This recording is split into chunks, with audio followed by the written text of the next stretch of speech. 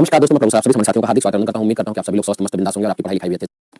संशोधन पर हमें बात करनी है। संविधान संशोधन। देखो, संविधान संशोधन पढ़ने में ना एक खासियत ये भी रहती है कि आधी से ज्यादा बातें आपको पहले से पता होती हैं, है ना। आधी से ज्यादा बातें आपको पहले से पता होती हैं, बस थोड़ी बात के लिए आपको पढ़ना होता है।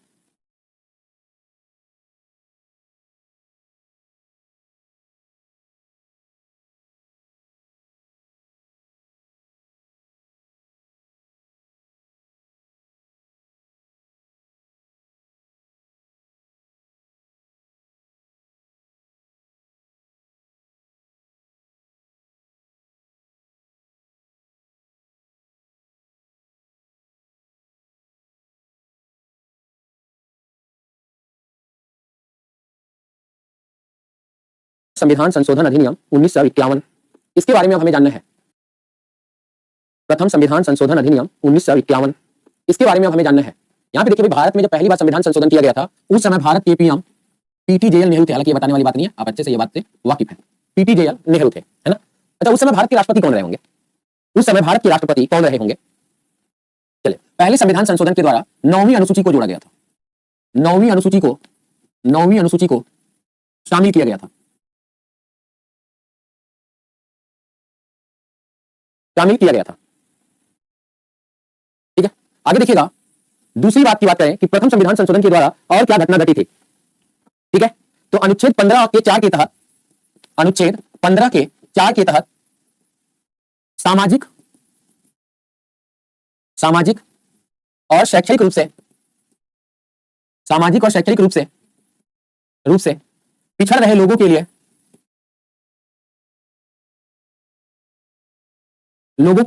राज्य के द्वारा उचित प्रबंध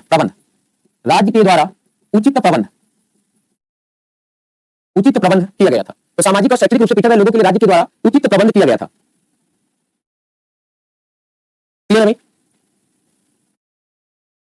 और बात करें तो विचार एवं अभिव्यक्ति के स्वतंत्रता के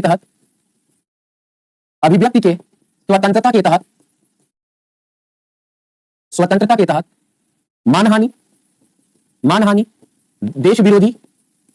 देश विरोधी बयान नहीं दे सकते। ठीक है भाई। चलिए, अब हम जो हेडिंग पढ़ेंगे, 7वां संविधान संशोधन अधिनियम 1956।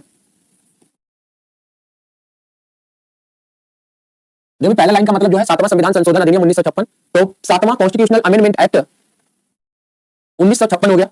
अब यहां पे अगर हम पहले लाइन की बात करेंगे तो भाषाई आधार पर राज्यों के पुनर्गठन के लिए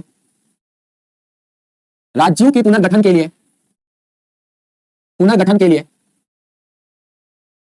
आयोग बनाया गया। दूसरा, एक राज्यपाल एक से अधिक राज्यों का देख रेख कर सकेगा। ठीक है। तीसरा देखिए, अल्पसंख्यक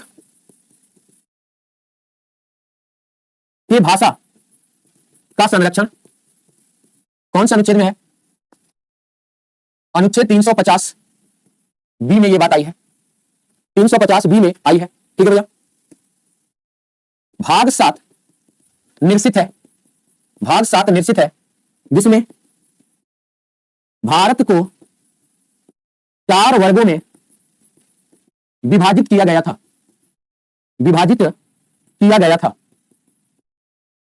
जिसमें भारत को 4 वर्गों में विभाजित किया गया था। 5वां, राज्य अपने कुछ कार्यों को संघ को सौंप सकेगा। कहां पे पढ़ा है भाई आपने? कोई बताएगा बालक? किस अनुच्छेद में ये बात पढ़ी है कि राज्य अपना कार्य संघ से करवा सकेगा? कोई बता दे। ज्यादा दिन नहीं हुआ, 3-4 दिन हुआ होगा आपको पढ़े हुए। 4 दिन हुआ होगा मुश्किल से। अनुच्छेद 258 ए में ये बात आपने पढ़ी है। 258 ए में ये बात आपने हाल ही में पढ़ी है।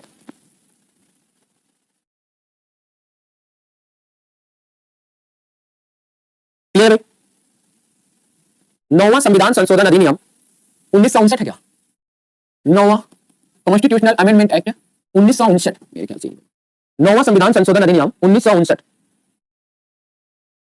1959 जम्मू कश्मीर के कुछ भाग को पाकिस्तान के अधीन कर दिया गया, यानी पाकिस्तान को सौंपा गया, जिसे आज की डेट में हम पीओके बोलते हैं, पाक ऑक्युपाइड कश्मीर बोलते हैं, पाक ऑक्युपाइड कश्मीर बोलते हैं। 8वां इंपॉर्टेंट है, 8वां संविधान संशोधन अधिनियम इंपॉर्टेंट है भाई।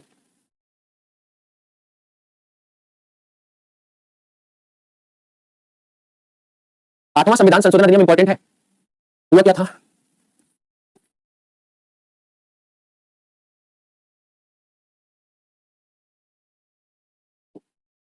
एससी एसटी व एंग्लो इंडियन के आरक्षण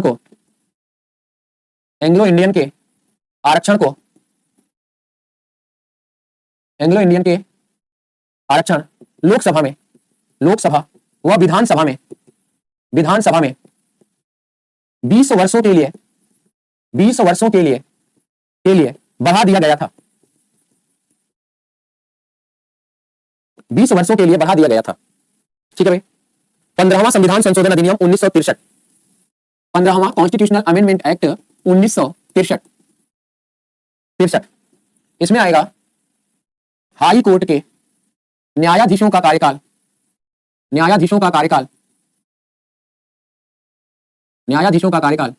60 वर्ष से बढ़ाकर 62 वर्ष कर दिया गया। 15वां संविधान संशोधन अधिनियम 1963 के द्वारा हाई कोर्ट के न्यायाधीशों का कार्यकाल 60 वर्ष से बढ़ाकर 62 वर्ष कर दिया गया। क्लियर भाई?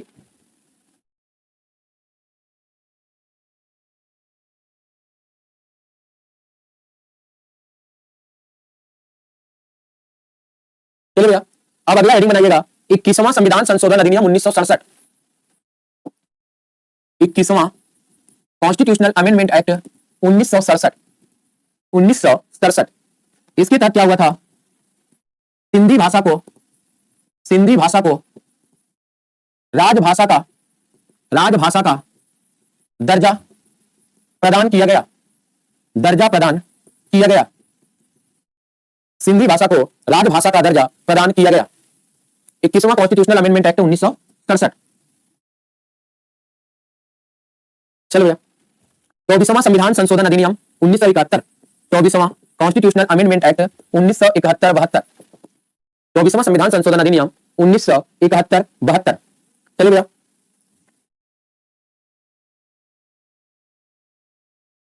चलिएगा। अब देखिए यहां पे यदि हम बात करेंगे 24वां की, तो कहिएगा लोकसभा की सीटों को 525 से बढ़ाकर 545 कर दिया गया। 525 से बढ़ाकर 545 कर दिया गया। लोकसभा में संघ शासित राज्यों के अधिकतम 25 सीट को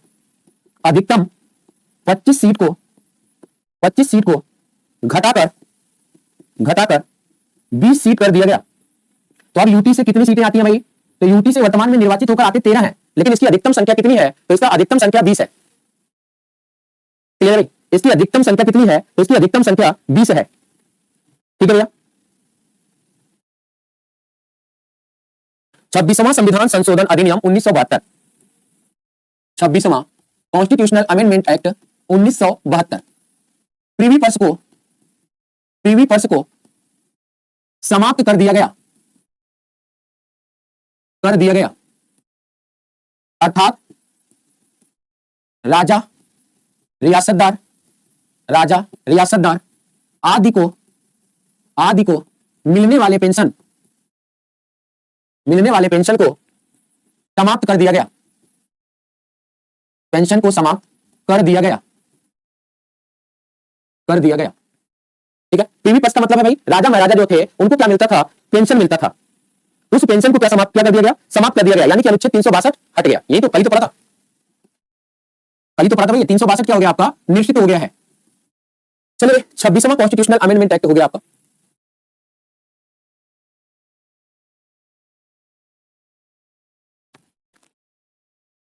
कुछ तो गलत है, नहीं, यहां पे थोड़ा सा चेंज करेंगे क्या, इसे करिएगा 31वां कॉन्स्टिट्यूशनल अमेंडमेंट एक्ट, इसे आप करिएगा 31वां कॉन्स्टिट्यूशनल अमेंडमेंट एक्ट। देखिए ना डेटा में ना एक साल का अंतर चलता रहेगा, 1971 में संशोधन आया, 72 में लागू हुआ, तो आप उसे 1971-72 करिएगा। यहाँ पे थोड़ा सा चेंज है, संशोधन में ही संशोधन कर दिया मैंने, ये 31वां कॉन्स्टिट्यूशनल अमेंडमेंट एक्ट है। क्लियर है भाई, हाँ चलिए चलिए भाई 24वां फिर से पढ़ते हैं, क्योंकि 24वां तो मुझे याद आया ना। देखिए ये केस है एक, ये केस किसका है भाई, मध्य प्रदेश के राजा थे ग्वालियर के, सिंधिया का केस था। ज्योतिरादित्य सिंधिया के पिताजी जो थे उनका ये केस था, है ना, सिंधिया परिवार का ये केस था। वही केस से ही मुझे याद आया, ये जो हमारा 24वां कॉन्स्टिट्यूशनल अमेंडमेंट एक्ट है, ये 1971 का केस है ना, 1971 का केस है, जिसमें यह कहा गया कि संविधान में संशोधन करने की शक्ति, संविधान में संशोधन करने की शक्ति, संशोधन करने की शक्ति, इसका डेटा गलत है क्या यार, संविधान में संशोधन करने की शक्ति संसद के पास होगा, संसद के पास होगा। ये गोलकनाथ का केस था भाई, तो ये 1971 सही है ना।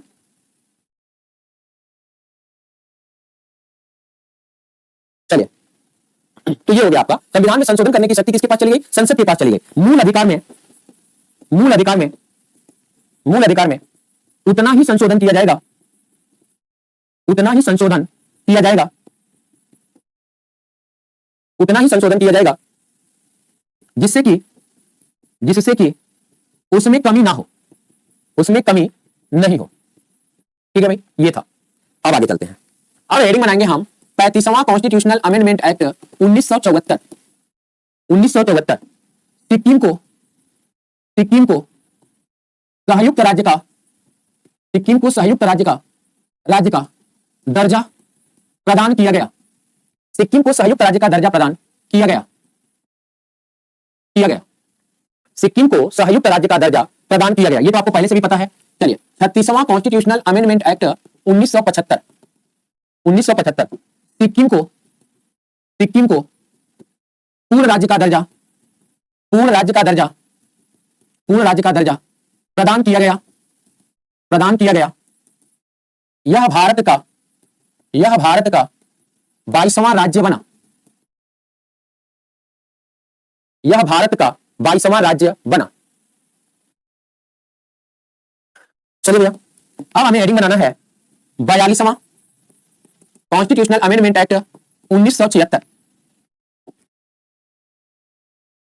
इंदिरा गांधी के कार्यकाल में, कार्यकाल में बड़े पैमाने पर, बड़े पैमाने पर, बड़े पैमाने पर परिवर्तन होने के कारण, परिवर्तन होने के कारण इसे लघु संविधान, लघु संविधान कहा जाता है, लघु संविधान कहा जाता है, लघु संविधान कहा जाता है।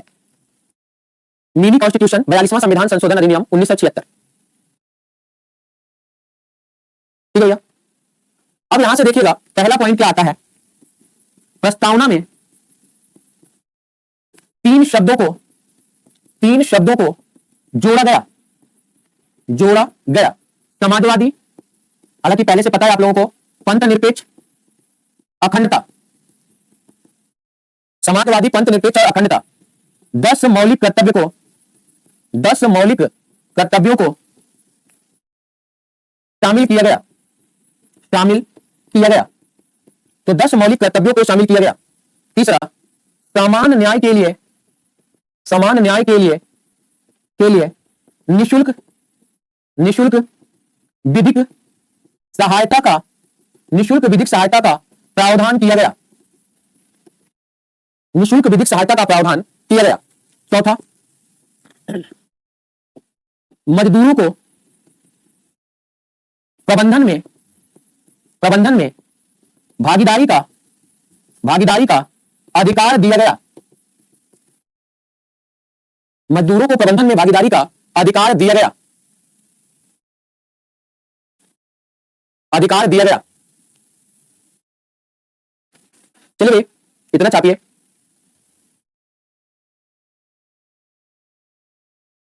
पांचवा, वन्य जीव, एवं पर्यावरण पर्यावरण संरक्षण का, वन्य जीव एवं पर्यावरण संरक्षण का प्रावधान किया गया।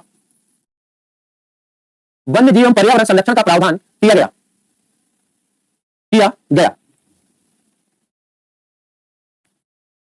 चलिए छठा नंबर, शिक्षा, वन, वन्य जीव मापतौल, शिक्षा, वन, वन्य जीव मापतौल, जल को राज्य सूची से समवर्ती सूची में शामिल किया गया। सातवां, लोकसभा व विधानसभा के कार्यकाल को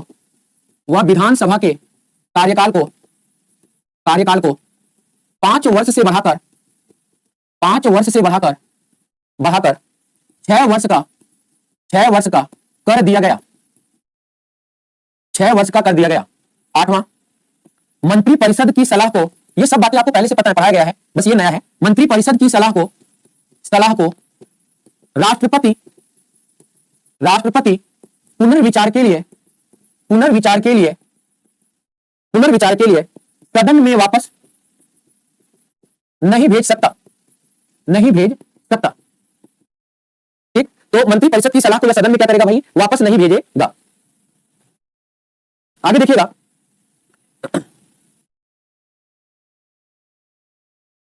अधिकरणों के गठन का प्रावधान अनुच्छेद 323A यही है ना, और 323B में दिया गया। 323A और 323B में प्रदान किया गया। मतलब यहां पे अगर आप बात करेंगे तो भाग 14A की बात कर सकते हैं। यहां पर यदि आप बात करेंगे तो यहां पर भाग 14A की कर सकते हैं। ठीक है भैया,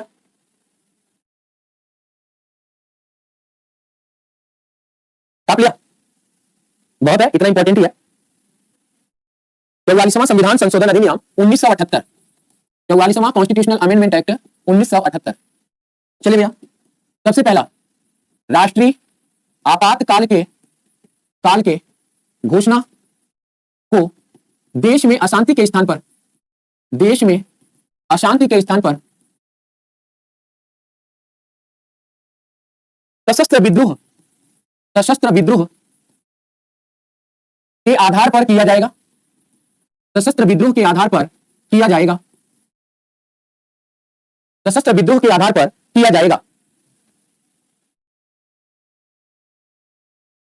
ठीक है भैया, दूसरा प्रावधान देखिएगा। दूसरा प्रावधान कहा गया अनुच्छेद 20 व 21 किसी भी दशा में निलंबित नहीं होगा। संपत्ति के अधिकार को मूल अधिकार से ये भी आप पहले से जानते हैं, विधिक अधिकार में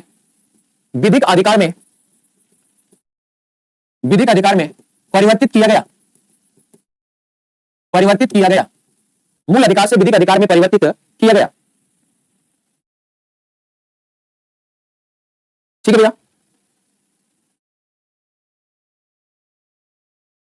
आगे देखिएगा। चौथा, राष्ट्रपति मंत्रिपरिषद की सलाह को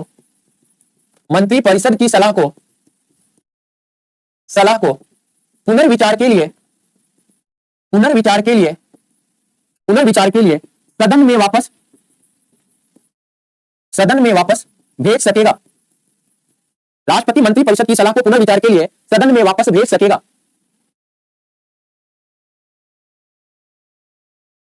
ठीक है भैया, आगे देखिए। लोकसभा व विधानसभा के कार्यकाल को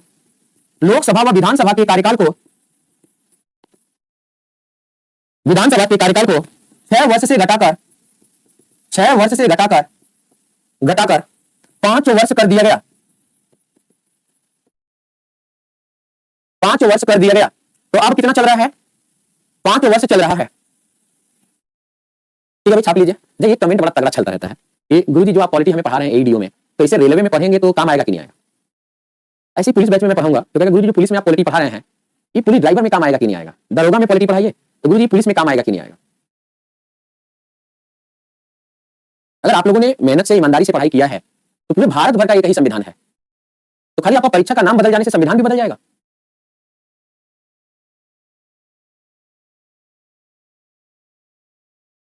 क्लियर है भाई। फिर से वही यार निशु भाई, तुम्हारा भी जवाब दे रहा हूं, निशु कुमार। सीए का पूरा नाम पूरा संविधान पढ़ा दिया और आपको अभी तक पता ही नहीं चला। कॉन्स्टिट्यूशनल अमेंडमेंट एक्ट यानी संविधान संशोधन अधिनियम। चलिए बनाइएगा 52वां कॉन्स्टिट्यूशनल अमेंडमेंट एक्ट, 52वां कॉन्स्टिट्यूशनल अमेंडमेंट एक्ट 1987-85, 1985 दल बदल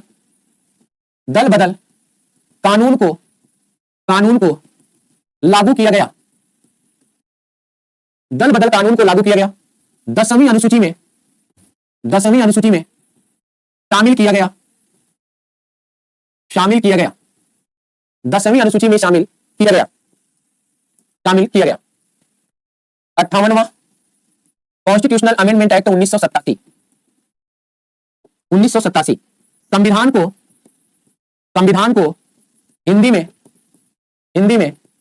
प्रकाशित करने की संविधान को हिंदी में प्रकाशित करने की अनुमति प्रदान किया गया। अनुमति राष्ट्रपति के द्वारा प्रदान किया गया। 61वां कॉन्स्टिट्यूशनल अमेंडमेंट एक्ट 1989 मतदान करने की आयु को 21 वर्ष से घटाकर 18 वर्ष कर दिया गया। 18 वर्ष कर दिया गया।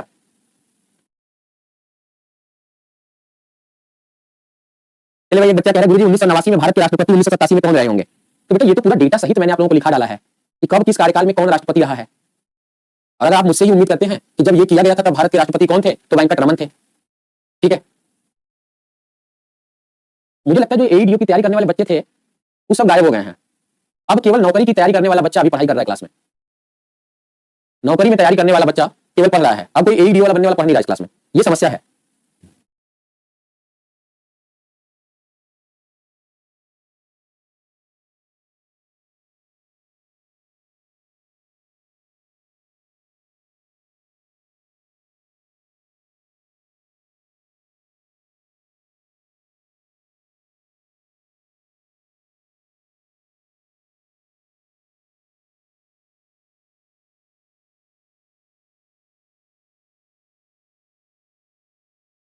चलिए भाई, 61वां संविधान संशोधन अधिनियम 1989। इसके बाद यदि हम आपके लिए इंपॉर्टेंट की बात करें तो 62वां संविधान संशोधन। चलिए 62वां संविधान संशोधन के द्वारा क्या हुआ था भाई, तो यहां पर SC ST के आरक्षण को 10 वर्षों के लिए बढ़ा दिया गया था, है ना। 62वां constitutional amendment act 1989 SC ST के आरक्षण को, SC ST व एंग्लो इंडियन के आरक्षण को लोकसभा में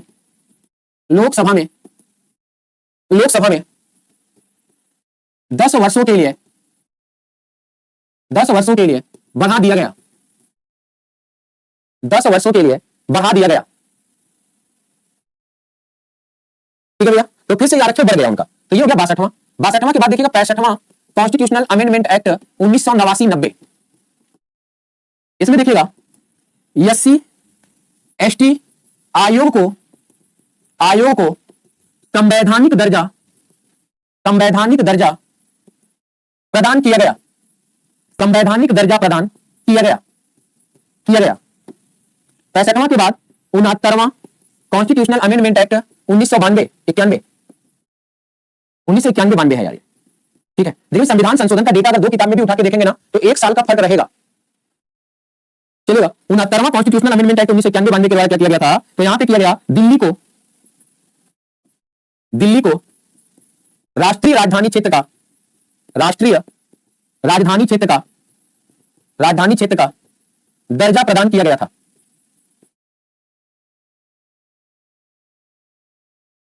दिल्ली को राष्ट्रीय राजधानी क्षेत्र का दर्जा प्रदान किया गया था। क्लियर है? एनसीआर का दर्जा दिया गया, नेशनल कैपिटल रीजन। क्लियर है? National capital region. 69वां कॉन्स्टिट्यूशनल अमेंडमेंट एक्ट 1991 92। इसके बाद आते हैं 70वां कॉन्स्टिट्यूशनल अमेंडमेंट एक्ट 1992। इसमें क्या हुआ था? दिल्ली व पुदुचेरी को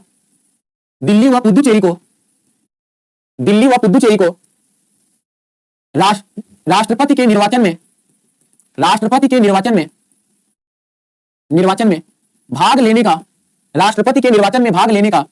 भाग लेने का अधिकार दिया गया था।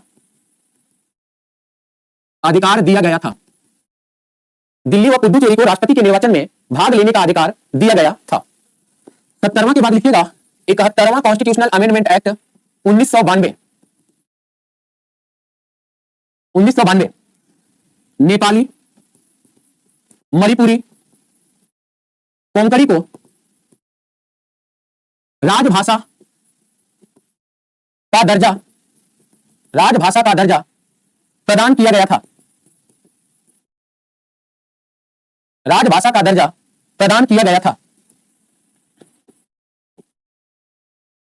73वां constitutional amendment act 1992 panchayati raj व्यवस्था को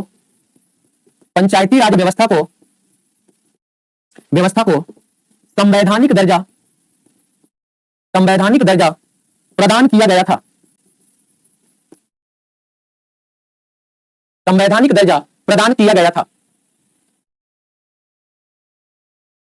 चलो 1993 में तो लागू हुआ था ना ये। आगे देखिएगा 74वां कॉन्स्टिट्यूशनल अमेंडमेंट एक्ट 1992 नगरीय पंचायती राज व्यवस्था को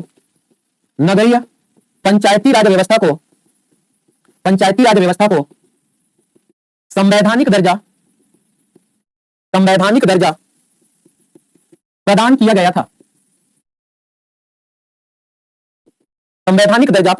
था।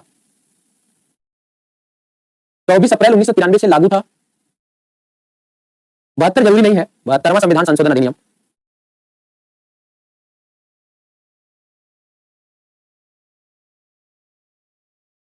छाप लिया भाई?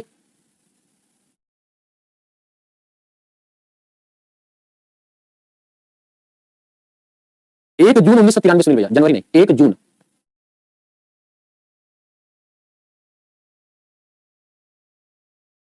चलिए 73वां 74वां के बाद कौन सा इंपॉर्टेंट है? 84वां कॉन्स्टिट्यूशनल अमेंडमेंट एक्ट 2002। 84वां कॉन्स्टिट्यूशनल अमेंडमेंट एक्ट 2002 लोकसभा व विधानसभा की सीटें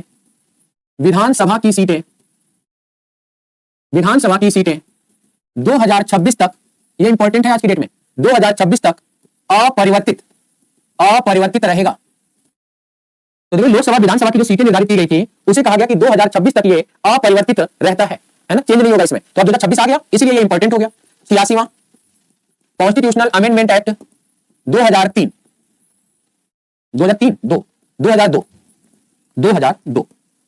11वां मौलिक कर्तव्य शामिल किया गया। 11वां मौलिक कर्तव्य शामिल किया गया। ठीक है, आगे देखिएगा अनुच्छेद 21A के तहत 6 से 14 वर्ष के बच्चों के लिए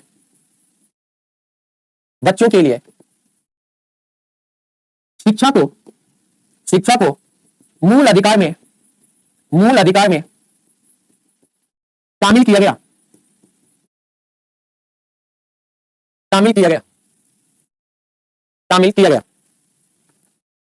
89वां कॉन्स्टिट्यूशनल अमेंडमेंट एक्ट 2003 एसटी आयोग का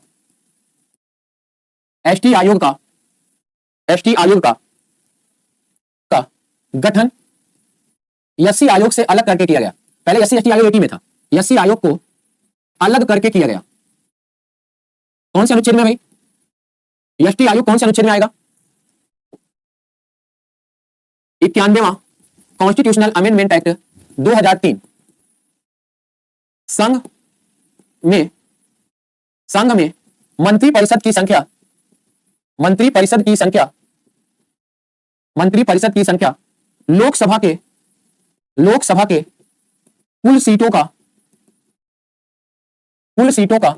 15% किया गया। कुल सीटों का 15% किया गया। राज्य में मंत्री परिषद की अधिकतम संख्या विधानसभा के कुल सीटों का 15% किया गया। राज्य में मंत्रियों की न्यूनतम संख्या 12 सदस्य होगा तथा यूनियन टेरिटरी यूटी में न्यूनतम संख्या 10 सदस्य होगा। ठीक है, तो मंत्रियों की संख्या 12% नहीं होगा, 12 सदस्य होगा।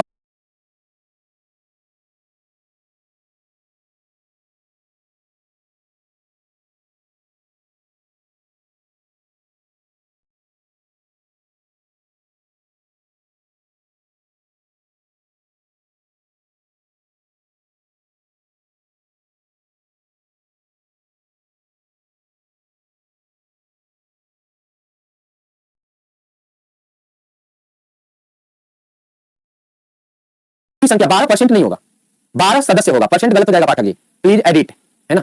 देखिए होता है कि जब हम ज्यादा डेटा पढ़ते हैं तो कंफ्यूजन होता है, मुझसे हो जाता है, जबकि मैं इसी चीज को 50 बार क्या जितना बैच आता है सब में पढ़ा रहा हूं और 2016 से लेकर आज तक मैं पढ़ा रहा हूं, फिर भी डेटा है ये हिलता ही रहता है, पता नहीं क्यों। या तो मेंटली थकान की वजह से या दिमाग में डेटा भरते जाने की वजह से, है ना। कुछ भी मतलब डेटा गलत होना ही है, वो लाजमी है, ह्यूमन एरर से भी आप मान सकते हैं। मुझसे देखिए ना 31 का 24 में खिचड़ी हो गया था, जबकि मैं मुंह जवानी ऐसे खड़ा होकर आपकी तरफ मुंह घुमाकर पूरा अनुच्छेद, पूरा संविधान संशोधन, पूरा संविधान बोल सकता हूं एक सांस में, फिर भी ये है कि हो जाता है ना। तो थोड़ा सा एडिट करिएगा पाठक जी। चलिएगा 91वां के बाद 92वां कॉन्स्टिट्यूशनल अमेंडमेंट एक्ट 2003, ठीक ना। बोडो, डोंगरी, मैथिली, संथाली को राजभाषा का दर्जा प्रदान किया गया। राजभाषा का दर्जा प्रदान किया गया।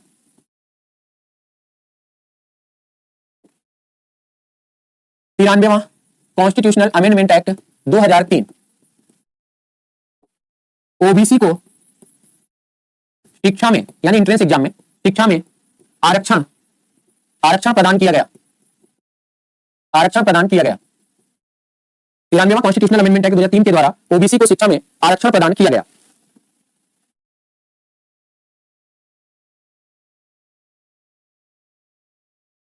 चलिए 93वां के बाद 94वां उड़ीसा, ओडिसी, 94वां 97वां कॉन्स्टिट्यूशनल अमेंडमेंट एक्ट 2011 सहकारिता को संवैधानिक दर्जा प्रदान किया गया। अनुच्छेद 19C के तहत मौलिक अधिकार है, मौलिक अधिकार में आता है ये। अनुच्छेद 43B के तहत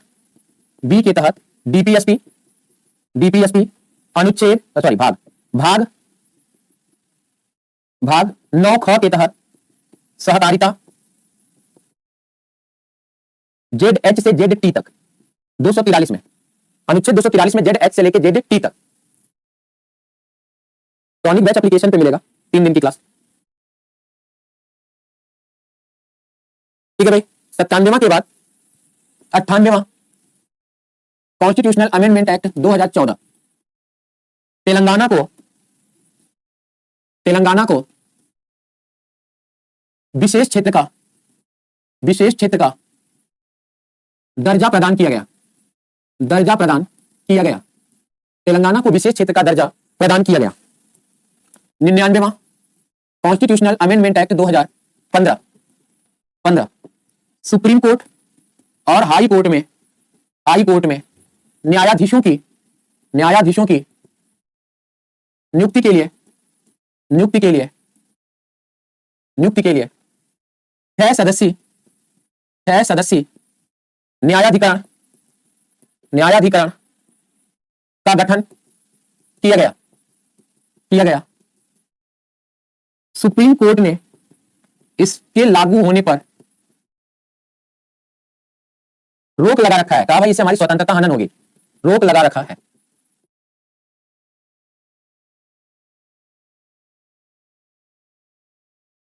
ठीक है भैया, चलिए 99 के बाद सेंचुरी लग गई है। 100वां कॉन्स्टिट्यूशनल अमेंडमेंट एक्ट 2015 भारत और बांग्लादेश के मध्य भू समझौता किया गया जिसमें 51 गांव बांग्लादेश ने भारत को तथा 111 गांव बांग्लादेश ने 11 गांव भारत ने बांग्लादेश को सौंपा।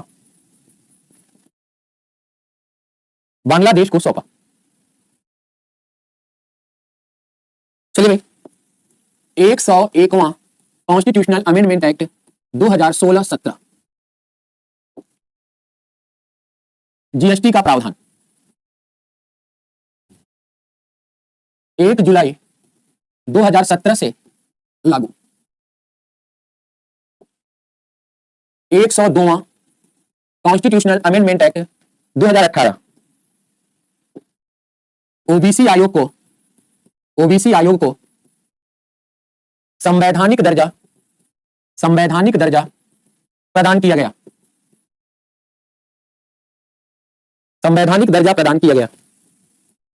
103वां कॉन्स्टिट्यूशनल अमेंडमेंट एक्ट 2019 आर्थिक रूप से पिछड़ रहे सवर्णों के लिए सरकारी नौकरी में 10% आरक्षण का प्रावधान। 104वां constitutional amendment act 2019-20 Anglo Indian के मनोनयन को लोकसभा व विधानसभा में समाप्त कर दिया गया।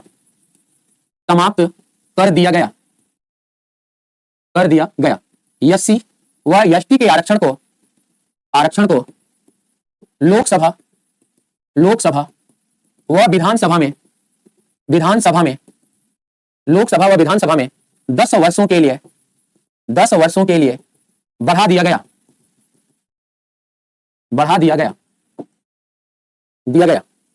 105वां कॉन्स्टिट्यूशनल अमेंडमेंट एक्ट 2021-22 कोविड अवस्था, जाति जनगणना की मांग बड़ी तेज थी।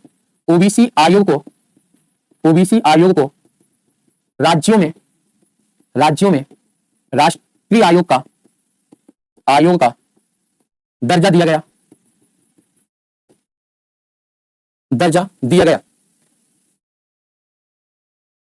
106वां कॉन्स्टिट्यूशनल अमेंडमेंट एक्ट 2023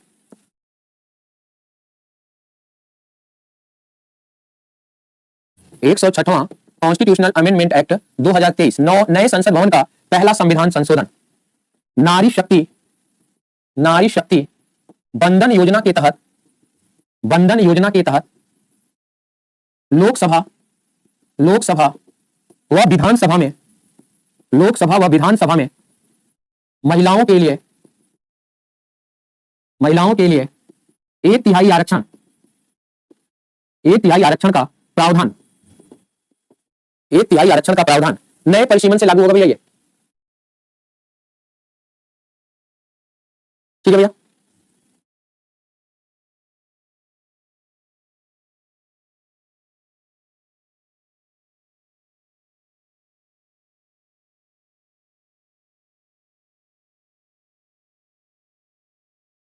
चलिए भाई तो इतना तो छाप लीजिए क्योंकि अभी 107वां हुआ नहीं है।